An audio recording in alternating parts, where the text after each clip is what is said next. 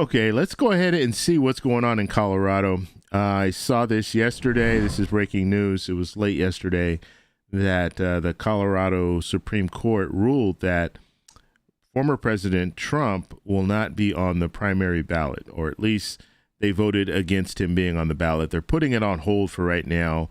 They're going to let him go through the appeals process, so we'll see what happens. But I want to take a look at Twitter, and let's see what they're talking about here. Now, I don't know that much about this, okay? So when it comes to the legal, the legal jargon and all this stuff, and just the fact that they've gotten to this point, I don't know exactly. I haven't been following this case, so I don't know exactly what's transpired. But I do want to hear some of the experts talk about this. This is a judge here. He's going to be talking a little bit about it. So let's listen to what he has to say. Here we go. The individual justices of the Colorado Supreme Court brought honor to their court and as well to the state and federal judiciaries with their opinion tonight in this historic case. The court meticulously and methodically addressed seriatim the many state issues and federal constitutional issues that were involved in the case. They marshaled the support for each and every one of their decisions of state law and federal constitutional law, as well as any judge could do. Their opinion is unassailable. Under the objective law of the federal Constitution and Section 3 of the 14th Amendment, the Supreme Court of the United States ought to affirm this decision today. Okay, so this judge is saying that the Supreme Court, now the appellate process, it will go to the Supreme Court. Now, it's going to be up to the Supreme Court to handle the case. They don't have to handle the case if they don't want to. But what we're looking at is we have other states that are interested in doing the same thing. And this all surrounds January 6th. And they're basically saying that any person who is a responsible or plays a role in insurrection is not qualified to run in their state. So that's basically what Colorado is saying. And so even though he hasn't been convicted of anything, he doesn't have to be convicted. If the evidence is there, they can go ahead and move forward. Now, what will be interesting is in March, that's when he's going on trial for these very same things, and he could be found guilty. And if he's found guilty at that point, then now these states have precedent. They can say, look, this case went through. This is the evidence that we have, and he was found guilty on these charges. Okay, I don't think he's going to be charged with insurrection, but I think some of the charges are similar. Tampering with an election and things like that. And so if he is found guilty at that point, then what does that mean for the election in 2024? So there's a lot of stuff that's still on the table right now that we don't know.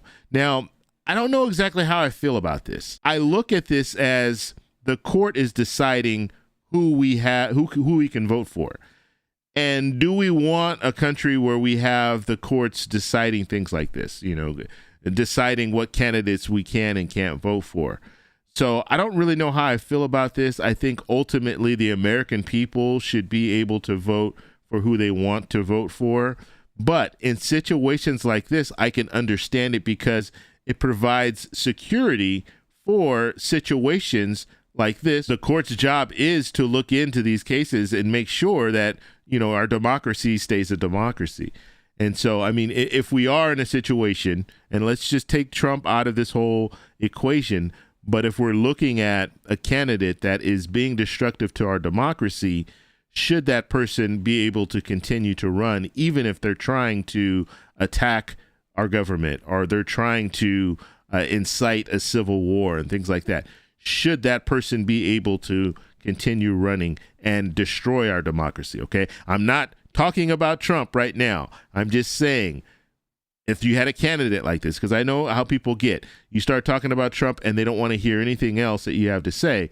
But let's just say you have a candidate like that.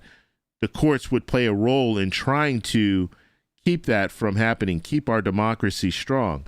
So it's going to be very interesting to see what the Supreme Court does. But it seems like what this judge is saying is he thinks that the Supreme Court would go along with what the Colorado Supreme Court has already ruled on. Let's see if there's some other stuff here.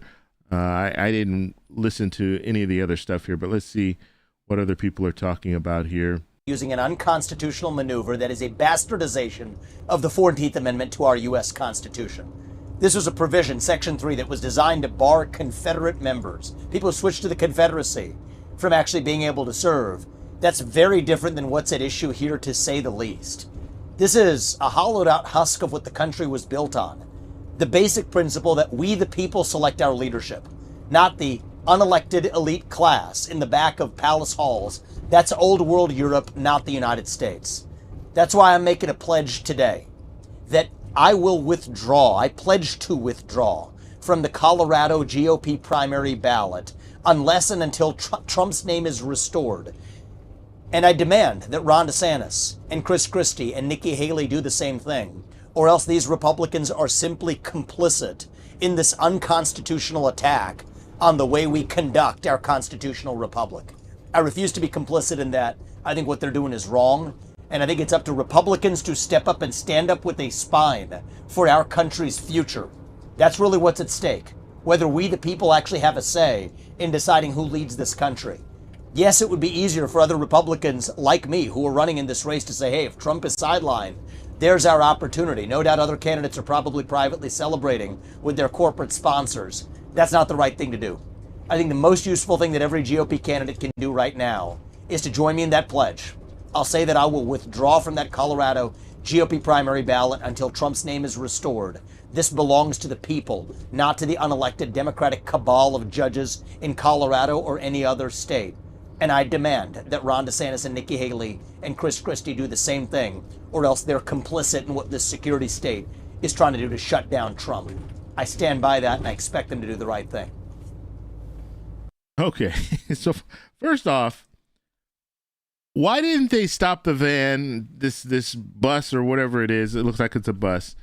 Why didn't they stop the bus and shoot this video? Put the camera on a tripod, make it look professional. I come from the background of photography and videography, and that just bothers me. The fact that he's bouncing around while he's talking. It takes away from what he is saying. But let's listen to what he is saying. He's actually saying that he's not going to be on the ballot in Colorado if former President Trump is not on the ballot. My question is, why are you running? Why is Vivek Ramaswamy, why is he running you're running against former President Trump because you're taking votes from him. So if you weren't running against him, then you should get out of the race, period. And so, I guess what he's trying to say is he wants it to be fair, and he doesn't think that this is fair. So that's why he's going to, withdraw his name from the ballot. But the reality is you're running for something. You're actually running against former President Trump. So you can say that you agree with him or you support him or what. It's kind of weird. It's kind of weird that you would be running against someone and then saying, you know what, I'm going to pull my name from Colorado. It's just, I don't know. It's strange to me. Now, as I stated earlier, Colorado, the Supreme Court has ruled on this.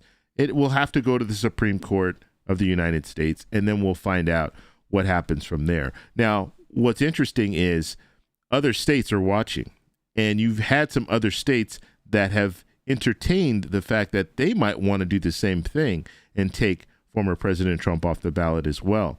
And so we'll have to see if that happens. That could be a possibility, and the Supreme Court is going to have to rule on this, because if they don't rule on this, other states are going to do the same thing.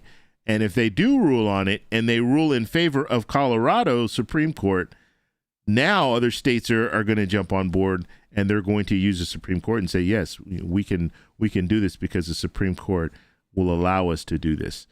So this is going to be very, very interesting. This whole race, 2024 presidential race, it's going to be really crazy.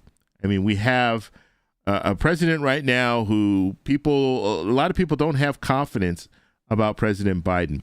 And then we have former President Trump, who's going to be going through all these different trials in 2024, or at least that's the plan. They're trying to push some of these trials off, but he's got trials that he's going to have to deal with. And so it's going to be very interesting to watch what happens. And he's still by far the front runner when it comes to the Republican primary.